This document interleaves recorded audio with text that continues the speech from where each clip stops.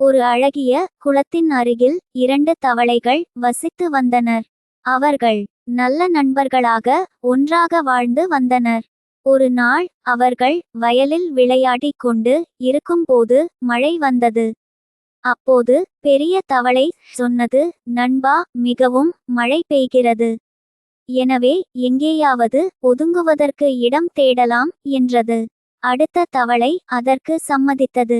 மழையில் இருந்து ஒதுங்க அவர்கள் இருவரும் பக்கத்தில் இருந்த ஒரு வீட்டில் நுழைந்தனர். அந்த வீட்டின் சமையல் அறைக்குள் நுழைந்தனர். புது இடம் மிகவும் குழப்பமாக இருந்ததால் இரு தவளைகளும் அங்கேயும் இங்கேயும் குதித்து கொண்டு இருந்தன. திடீரென்று நிலைதடுமாறி நிறைய பால் இருந்த பெரிய பாத்திரத்திற்குள் இரு தவளைகளும் விழுந்தன. எவ்வளவோ முயற்சி செய்தும் அவர்களால் அந்த பாத்திரத்தில் இருந்து வெளியே வர முடியவில்லை. முயற்சியிலிருந்து தோல்வியடைந்த ஒரு தவளை இனி வெளியே வர முடியும் என்னும் நம்பிக்கையை இழந்தது. இறுதியில் அந்த தவளை பாலில் மூழ்கி இறந்தும் விட்டது. மற்ற தவளை தன்னம்பிக்கையை இழக்காமல் பாலில் நீந்திக் கொண்டே இருந்தது.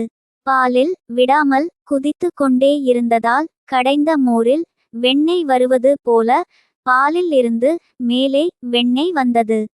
அதிசயப்பட்ட தவளை மீண்டும் முயற்சியை தொடர்ந்தது. அதனால் கடினமான வெண்ணெய் மேலே வந்தது.